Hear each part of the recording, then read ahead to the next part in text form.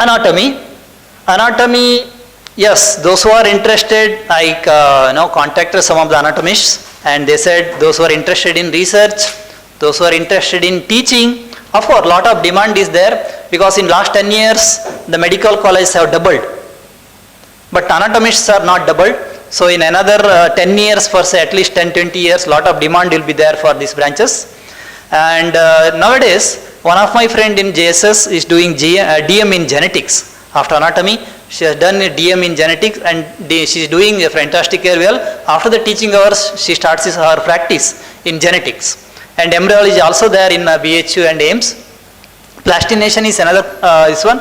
And if you are interested in virtual reality, I think this is going to come in big way in future. Virtual reality, this dissection techniques, human body, everything will come. I think some sophisticated things are there. If you are interested, I think it's a good branch. But problem, yes, you have to be in a medical college. There is no other way. You have to be in a medical college. And who will tolerate this formalin smell all the time?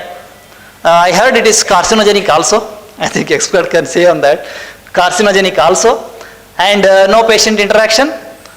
Seems like monotonous every year, same clavicle and nerves over there, those things, you start with that one. So every year it so looks like monotonous. But of course, if you are interested in teaching, if you want to go for, interested in virtual reality, I think this is a good branch. You want to be in 9 to 5 job, no headache, nothing, that is a good branch. Next, coming to physiology, a lot of demand is there, like any other pre-para, as of now, at least for another 10 years. And if you want to go abroad, yes, you need to have a PhD, because there is no other way to go to abroad without PhD. And DM is also there in AIMS, which I don't know why it is useful. But again, you can be there in administration job, and again you have to depend on medical colleges. If you are interested in teaching, you want 9 to 5 job only, and if you are interested in research, yes, of course, this is a good branch. Now let's go to biochemistry. Again, here, this is of course more of a lab based. You want to start your, you can, of course, you can survive without medical college here also, because lab you can establish. If you are interested in teaching, and if you are interested in research, this is a good branch. There is no demerits. There is no super specialty here. Less opportunity abroad, and high cost of establishing a lab. Of course, this is for any other lab per se. You have to establish a lab, means initial cost of investment is very high. So, of course, you can survive without medical college also here. And those who are interested in research and teaching, it's a good, good opportunity. They are a good fit to become a biochemist. Next, the pharmacology. Yes, a lot of academics, those who are interested. Clinical trials are going on in a big way. Pharmacovigilance is coming, and companies are there. You always can go into companies, even if you are not interested in medical colleges. And then government also wants you, like CDSCO or ICMR, they want you as a research involvement. And abroad, of course, you can go to abroad without any exam, because companies will absorb you and they will post you anywhere in the world. Singapore or European countries, Germany, USA, wherever it is, there are no exams required. So that is the advantage of pharmacology. But of course, the person who is interested after MBBS, they can straight away go into these clinical trials, research, pharmacovigilance, everything. No need to go for pharmacology as such. So they can also do that, the demerit, and less patient interaction. If you are in industry, if you don't want to join a college, if you are in industry, I think a lot of pressure is there. You have to be, time bound, the research, the limitations, deadlines. You have to travel a lot. Companies. So target will be there. The high stress is there in that scenario. But otherwise, money is good. And next, lastly, those who are detail oriented, those who have keen observation, and those who are interested in research, they can take up this branch. Now, of course, is my branch. Lot of demand is there, like any other pre-para as of now. At least another 10 years, I would say a lot of demand is there. DM courses are also there in clinical toxicology, forensic pathology, forensic psychiatry, all those subjects, DM is coming. In many of the colleges are now offering DM also. It is a super specialty subject in other countries, not in India. I think in future this will become a super specialty, because there you have to do MBBS, then pathology, then you have to become a forensic specialist as a super specialty. But in India it is direct MBBS and MD, that is the one. But I think in future this will become a super specialty and not pre-para. And it's a part of justice system. You will enjoy the respect, you will enjoy the power also. Police, judiciary, everything is there. Of course, demerits, people say it's a dead branch, dealing with dead bodies. They don't know that we are dealing with the more living patient than the dead, because I am a medical legal consultant in more than 20 hospitals, so I do see patients every day. Not that I only see dead bodies. So why pathology? Good morning, everybody. So pathology is a branch which links clinical and the non-clinical subjects. We are very integral and very necessary for patient management, because we make the final diagnosis in the living patient, not the dead. So our diagnosis matters a lot to the clinician, but the con is that you don't get the limelight. We make the diagnosis, but the clinician who manages the patient gives the correct treatment and the patient gets well. So if you are willing for that, pathology is challenging, intellectually stimulating and satisfying. There are diverse career opportunities which you can take. Pathology is an umbrella term. Earlier the umbrella term included only cytology, histopathology, hematology. But now there are various subspecialties where you can take up fellowships or even DM.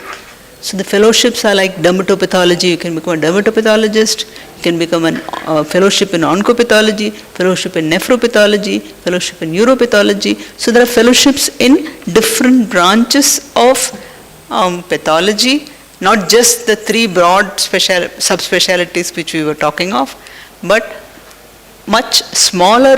You learn more and more about less and less, and what is the advantage of this is that you are absorbed with very high salaries in the super specialty hospitals which specialize only in nephrology or only in neuropathology, only in hepatology, etc.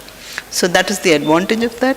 So you have a diverse career opportunities, and further you can tailor your specialty as you go up the ladder. So initially you start in a mid-level hospital as an assistant professor with a diverse range, and as you learn, you specialize into any of these subspecialties. And either you can take up any one branch or you can get into any of the other subspecialties. So as I said, pathologists have an integral role in patient care.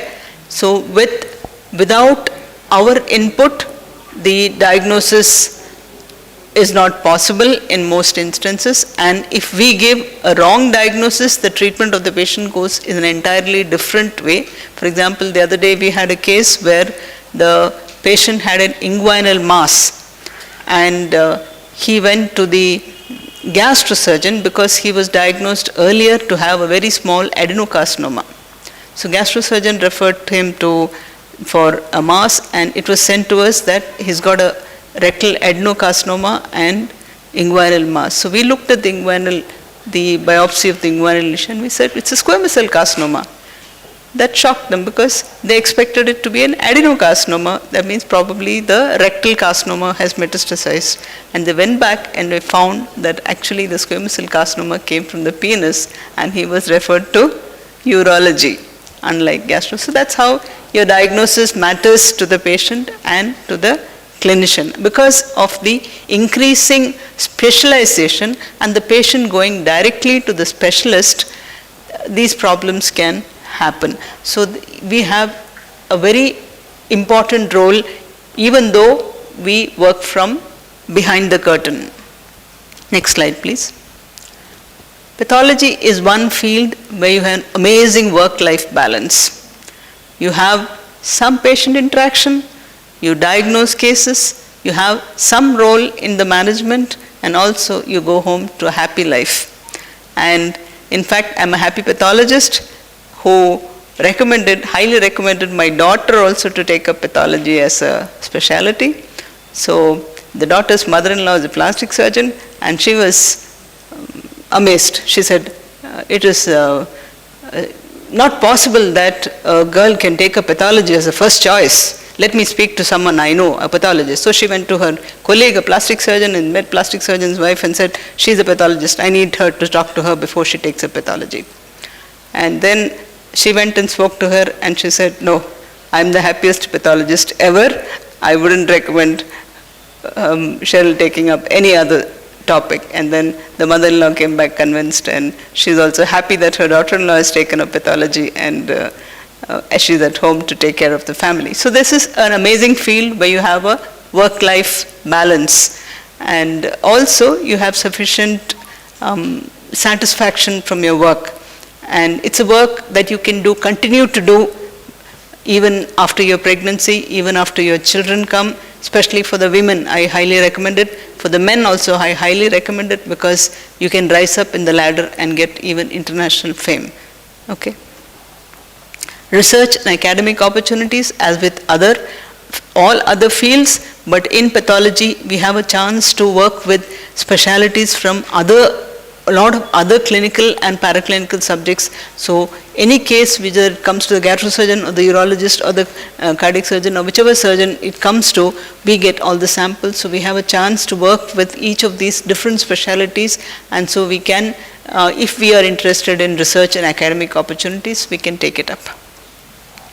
Financial rewards, yeah, if you're working in a medical college, the salary is same across all boards, but there is a shortage of pathologists, particularly in Western countries, because it's considered for litigation. There is, you have to be pretty good at the subject. If you're not good at the subject, because the slides and the blocks, especially in histopathology, are retained for 10 years or forever also in most cases. So if you're not good, it can come back.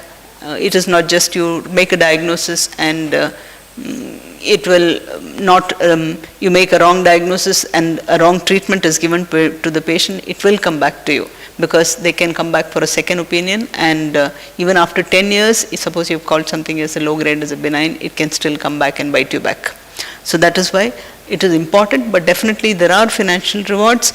You can start a lab, a small lab with easy pickings. The easy pickings are the CBC, urine, blood stool, where there's very low investment and high returns. But if you want to make a proper lab, which will require at least 50 lakhs to 1 crore investment, and if you want to make there are labs at different levels, which are molecular lab, which you will need investments of more than 1 crore. But then people who start labs, definitely their income is as good as any clinician. Adaptability to technological advancements. So pathology is one branch which is at the cutting edge of technology, in the sense that we deal with images. So these images are very easy to be scanned for diagnosis by AI or anything. So you can enter for jobs in the industry, will also take you for this thing. And many times we have pathology residents coming to us and asking us, will AI replace pathology? No, the answer is no. AI will supplement pathology but not replace pathology, because there are tumors don't read textbooks. So because of that, tumors behave differently and requires the pathologist to integrate the knowledge, his clinical knowledge, along with the image reading. Pathology is not just a diagnosis based purely on images. The images and the support of the clinical specialty is essential or mandatory to make a proper diagnosis and proper management of the case. So AI will never replace pathology but supplement pathology. So we can use AI and image, digital pathology, telepathology, all that can be used a lot in diagnosis in pathology. Okay, so what are the different opportunities we have in microbiology? Most important, patient care. You are involved in patient care today. If you are going to take any of these subjects like biochemistry, pathology or microbiology, there's a lot of interaction which happens with the clinicians, and also many a times we go on rounds, we go along with the physicians and we are actually talking to them, and we come to a conclusion regarding what antibiotics or antimicrobials can be used, or what are the different investigations we need to be sending to come to a proper diagnosis known as diagnostic stewardship. So we are much involved in case of patient care. We do interact in KMC, we do have this kind of an interaction. We go on rounds with the clinicians also, especially the ICUs. So it is very fulfilling also. And even if you are having your own lab tomorrow, you will be having this kind of an interaction which is going to happen with the clinician, because it is evidence-based medicine today. So people want to have a report when they don't want to get sued or get into any kind of legal things. So your lab is going to be a big support for them. Academic and research, yes, you want to teach. You are very interested to be in contact with the students and the coming younger generation. This is one of the branches. What you study in MBBS in microbiology, biochemistry or pathology is much different what you do as a consultant, much more than what you are studying as an MBBS. That's just a base which has been given to you. So you are actually going back to the younger generations and telling them how these subjects help them to come to a clinical diagnosis. But what you do is much different behind the scene. We take an important role in infection control and prevention in all the healthcare facilities and the public health. If there's the hospital has to run smoothly, we take the major part in this, especially regarding the disinfection and sterilization procedures which are conducted, whether it's a surgical branch or whether it's a medicine. When the patient is admitted, this is very important. Many of the corporate hospitals have two different posts for microbiologists. One exclusively for infection control and prevention practitioners, and one for the laboratory. They don't mix both of them together. So that means there are two opportunities when you go out into a corporate hospital. Bigger hospitals do require these two things. With NABH coming into place, there is one particular role for a microbiologist in the infection control and prevention team, and they play a major role in this. So you are literally running the show many times for the hospital. Pharmaceutical research, drugs and vaccines, yours is a generation which just hit COVID, and you know what it was. So Dr. Gagandeep or Dr. Priya Abraham, who are in the forefront during the COVID, they are all microbiologists. So you know that you have an important step. If you are interested and you have the research acumen, you can go far ahead. Industry, there is a lot of scope for people to get into industry, because there are a lot of newer devices which have been done, which will go for semi-automated method. Microbiology is a hands-on branch where everything is done by the technician and interpreted by the consultant. Now more and more places in the Western countries, there is less hands, technical hands, so they are going more and more research to bring around instruments or equipments. So they do require somebody to guide them what kind of devices should be brought in to make that part easy. Personal time, as Madam said, definitely yes, you can balance it, because you have certain timed work, you can always go ahead with that. Next slide. Challenges, job opportunity. All the time we were thinking, or at least when I took up microbiology, I always thought my only job opportunity was medical college. But let me tell you, it is different today. I have all my postgraduates, I think around 40% of our postgraduates are in the corporate hospital and doing really good. So you have opportunities in both places, because otherwise you would have to stick to an area where there are medical colleges. So that was a difficult situation. Second, you have an opportunity to go abroad if you do PhD, because MBBS PhD, MBBS MD PhD degree is more valid in the outer countries to be a teacher or to be a lab consultant. So that would be definitely good. There are many colleges today like KMC and JSS and others where you get this double degree MD PhD. Okay, so you get into the course as MD PhD. It's a 5 years course. First 3 years you are doing your MD degree and you're choosing a thesis topic which you're going to continue for the next 2 years as PhD. And during that PhD period, you're actually going to get a job as an SR in that particular college. So you get paid. You're also going to get some amount to do your PhD work. So many of the boys who come to us as postgraduates today prefer to do this MD PhD if they are having any idea to go abroad. It's an easy way to go abroad. Otherwise you need to do PLAB, etc., which I think you will be getting some inputs from the next few speakers. Salary limits, that's if you are going to stay in the medical colleges. But if you are going towards the corporate hospitals, you demand and they give. Especially if you are an infection control and prevention officer, you can demand your salary according to your experience. Not in the forefront, yes. Patient never knows what you have done, but you still have the satisfaction of helping the patient. So if you're that kind of a person who doesn't want to have much interaction with the patient, yes, please go ahead with this. It gives you a lot of satisfaction when the clinician comes back to you and tells, it helped.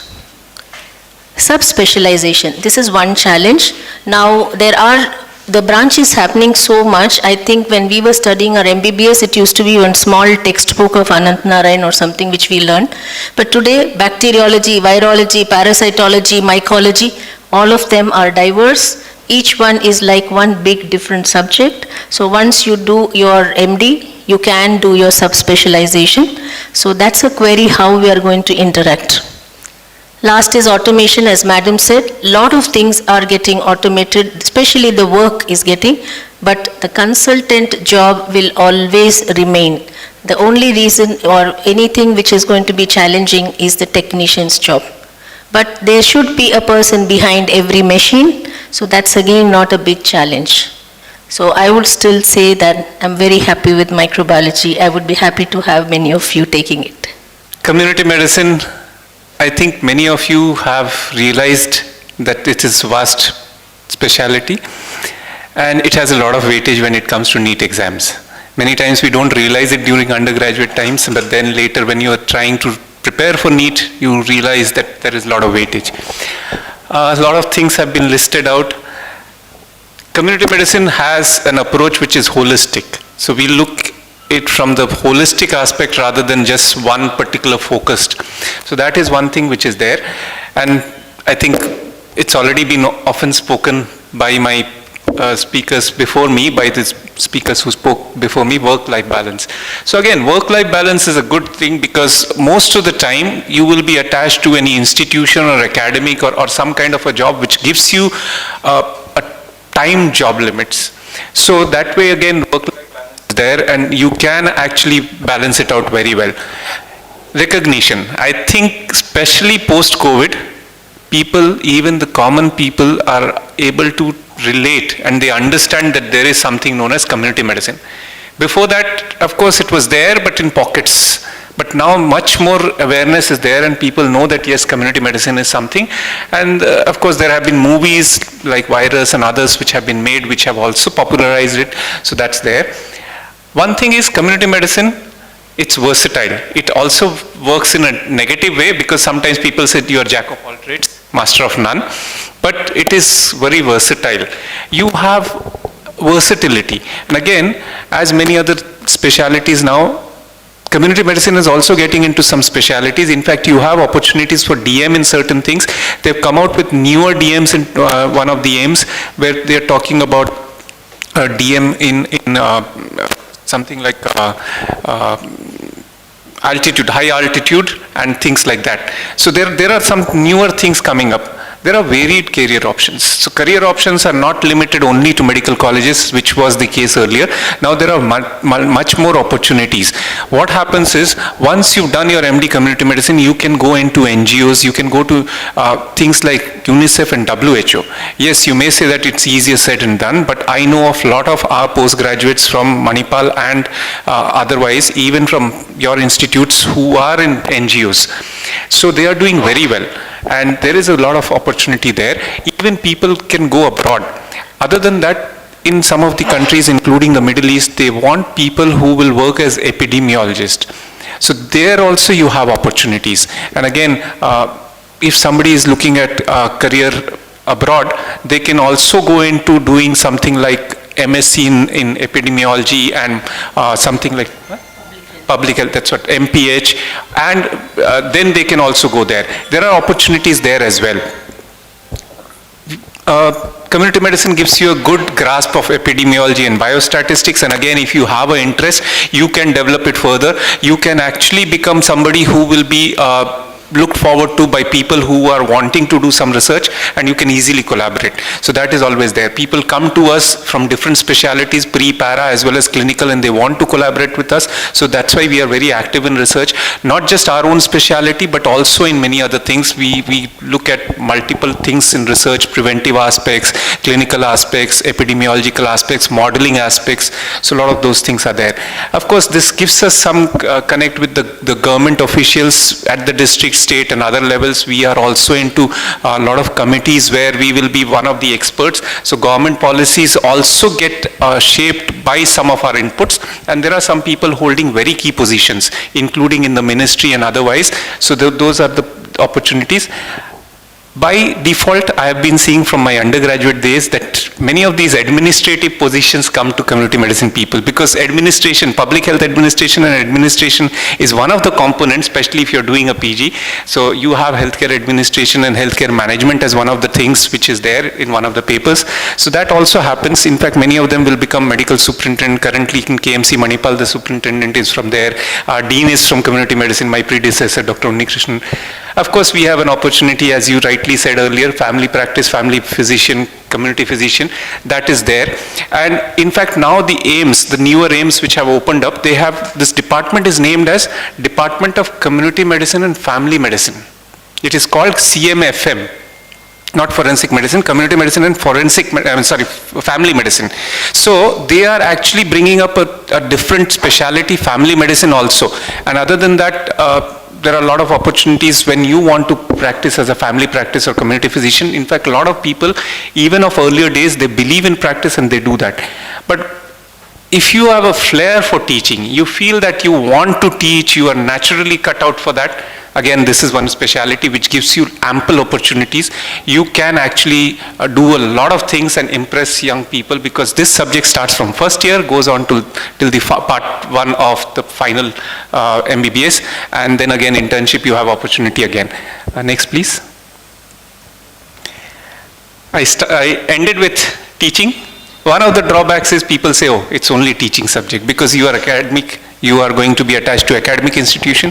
But that's not really the case. It again depends how you take it. You can have a mix of teaching and research, teaching and clinical, teaching and multiple things. But yes, this is one of the limitations, which some people say that, oh, this is only teaching, there is no clinical component. Limited clinical exposure. Again, depends.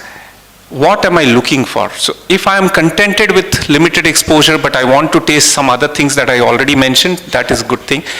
Again, most of the time, there are a lot of field activities. And if you are okay with it, then you can. But otherwise, some people do not want to go to the field for a variety of reasons, including, it's very tedious, weather conditions, interacting with people, the harsh terrains and all that. But this is again an opportunity where it gives you, if you look at it the positive way, it gives you a lot of interaction with people to understand their culture, their mentality, and it gives you exposure to a very different kind of setups. There are people who have taken up jobs like polio surveillance medical officer, TB, or some other programs, measles and rubella campaign in different areas, including from South. They go to North India, Bihar, UP, and they say that they had a very different exposure because they interacted with community. As I said, most will be attached to institution, medical colleges, academics, so that becomes one of the challenges. But again, as I said, it's not necessarily the only thing now. You have many more opportunities, including in NGOs and other startups as well. There are some people, I know some people, like one Dr. Nilesh Kapoor, he's doing very well. You must have heard of this app, that CoWIN app. His firm is involved in developing that CoWIN app, and he's a community medicine postgraduate. So it's not necessarily that. Now financially, some people feel that it's not very rewarding, but again, it depends on how we take it and what's our, my belief is nothing can be ever enough if I'm not satisfied. So it's how we look at it. So financially not very rewarding is one of the limitations, but again, depends how I take it. Is it stressful? Well, depends. It could be stressful because if you're involved in government policies and if you're involved in certain field activities or you have difficult encounters with politicians and others, yes, it could be. Even sometimes some people find the medical college jobs stressful. So again, stressful can be one of the challenges, but you have to think of it, what's your temperament and how do you want to. This was the thing, but I think it's dying down. In fact, I could say that 2001 I took it up until now. I'm very happy. I'm not looking back and saying, why did I take it? I wake up every day and I look forward to the day, what I'm doing. So self-esteem is again dependent on our own way of looking at it. But yes, some people feel that, oh, community medicine. So it's, oh, community medicine? Community medicine. So that's how you look at it. Next. So who is it for? People who have some social kind of interaction and they want to be very social, they want to meet people, do new things, they're happy-go-lucky, they find happiness in whatever they do, they want to meet people and talk to them, communicate, every day becomes a newer learning and challenge, they want to travel. This is one of the branches which will make you go places. I can tell you that. If you have the travel flair, please take up this because you will have opportunities, you will go places.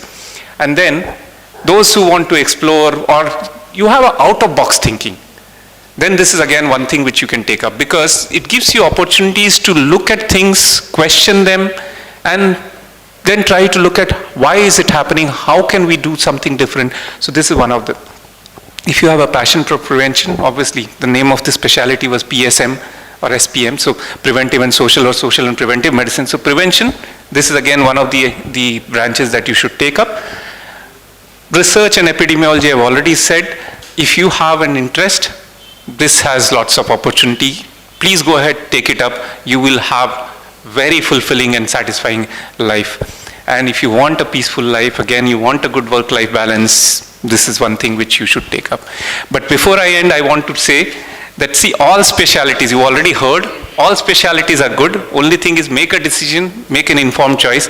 And now it's not that, you can keep changing. Those days you could, but it's difficult, entrance is difficult. What you should do is, you should think and decide because once you've taken up a branch, it sticks with you for life. You should not regret tomorrow getting up saying that, oh, whatever it is, it could be any branch. So you should be happy. Take up something, be happy, and pursue it with all your heart. I have seen people in anatomy, biochemistry, my contemporaries, forensic, everybody is doing well, provided you put your heart and soul into it. So that's what I would like to say in the end. Thank you.